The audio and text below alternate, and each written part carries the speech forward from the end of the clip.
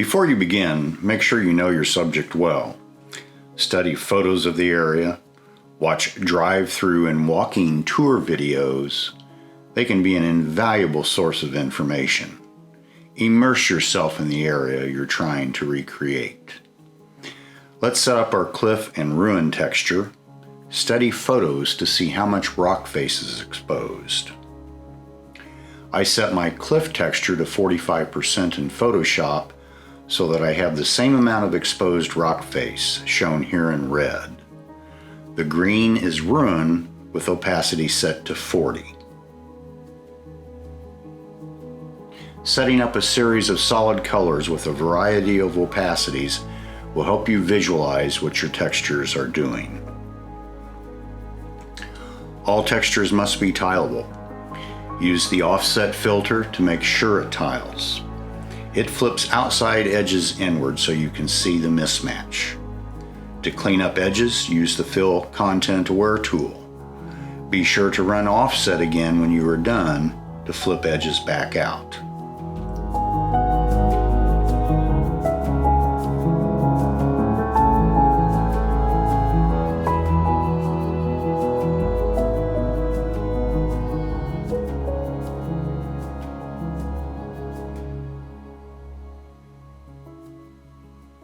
Textures in the game need to be shockingly dark.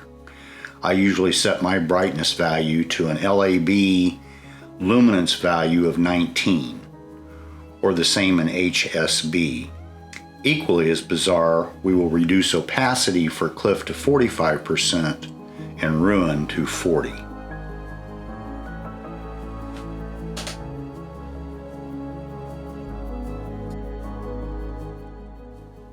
You will also want to make a normal map for your cliff and sand textures, which I will not cover here. There will be instances where you may want a texture such as sand or ruin to allow portions of the underlying texture to show through. You accomplish this with masking. Duplicate your layer and make it black and white.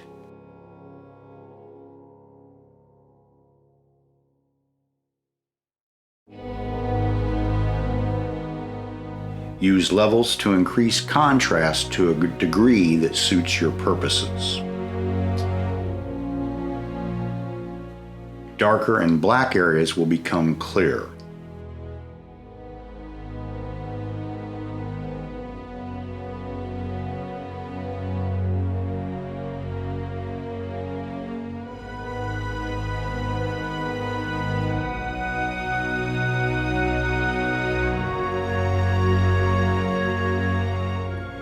Add a mask to your original layer, select your black and white layer and hit Ctrl A to select the entire sheet.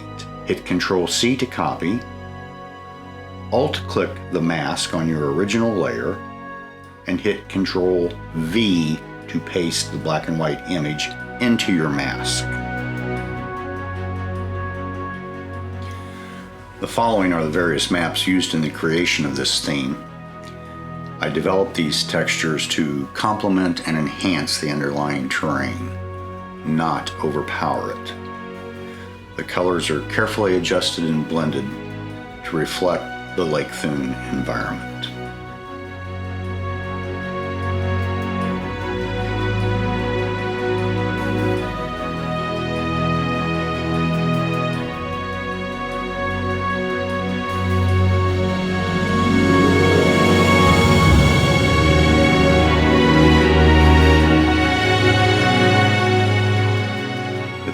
Slider in the theme editor ranges from 0.0005 to 0.1, which displays the textures at a tiled width of from 2,000 meters to 10 meters.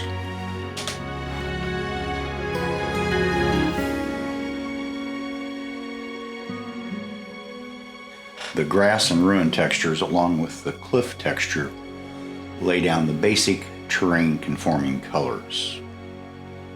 The oil and ore textures are utilized as enhancing overpaints to add variety and richness to the underlying base. Here I am painting with the oil texture to add subtle variation to the hillsides.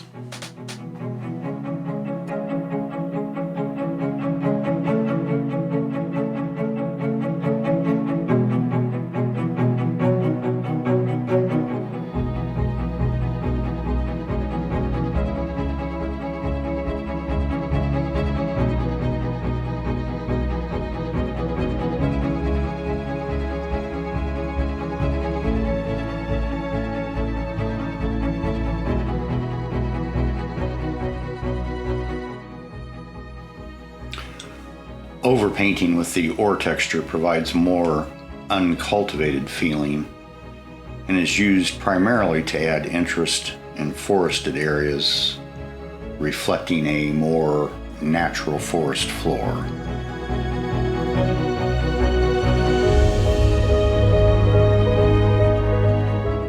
And you can add and subtract, erase, vary the intensity of the brush.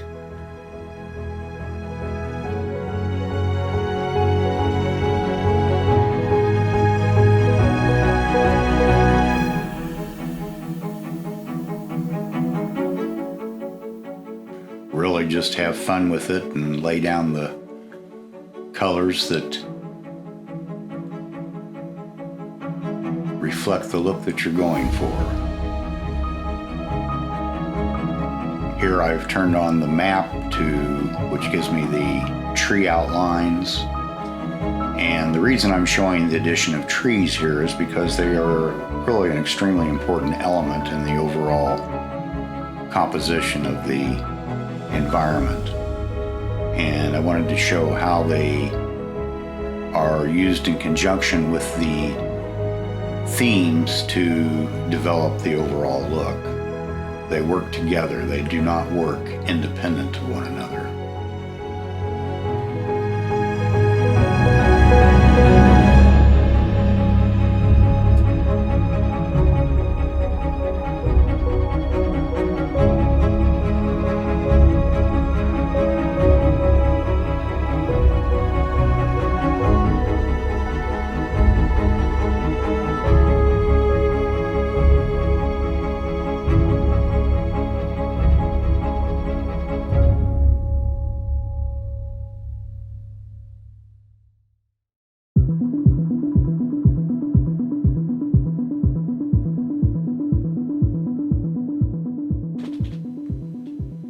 While continuing to work on laying down some color and some tree varieties in some of these areas, I'd like to make a few comments regarding thoughts when creating themes.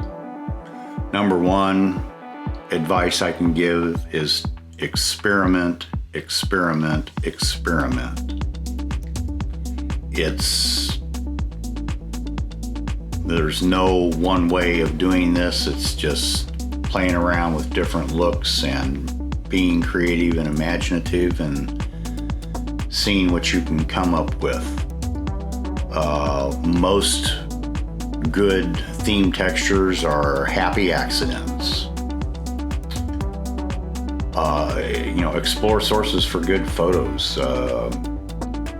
USGS's GeoPDFs are a great source for using high altitude images. You can get textures from textures.com, aerial photos, Substance Painter, and Substance Source by Adobe, and there are many, many more.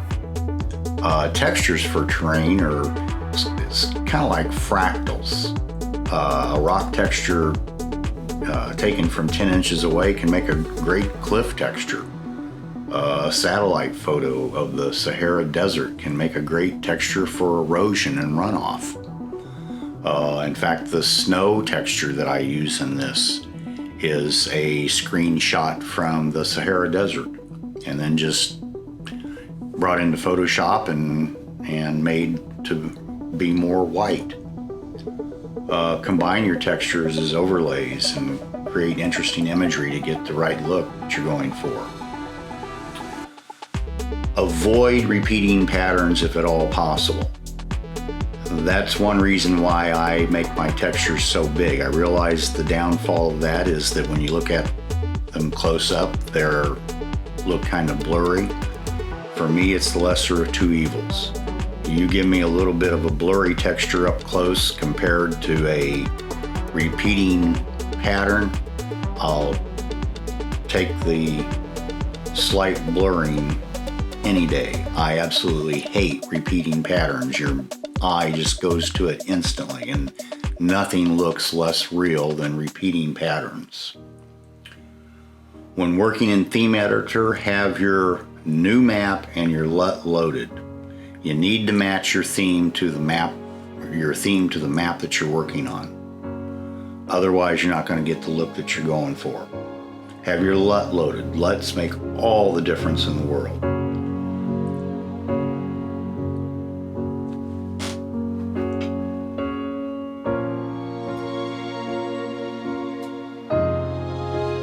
Oh, and have all of the popular mods that are provided on the Steam Workshop.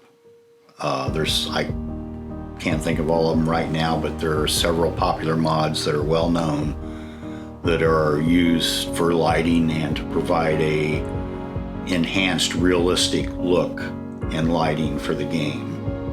And also, I like leaving fog on. I think it's a good idea. Fog, now I don't have it on here in what you're watching right now, but fog will tend to soften your textures. It gives the environment a greater feeling of depth.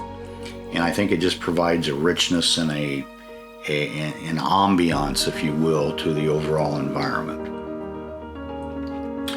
I think that's all I have to say on the topic of themes for right now. I'll go ahead and let this play out, let you watch some of the texturing and methods I use. And this will play out for 3 or 4 more minutes, and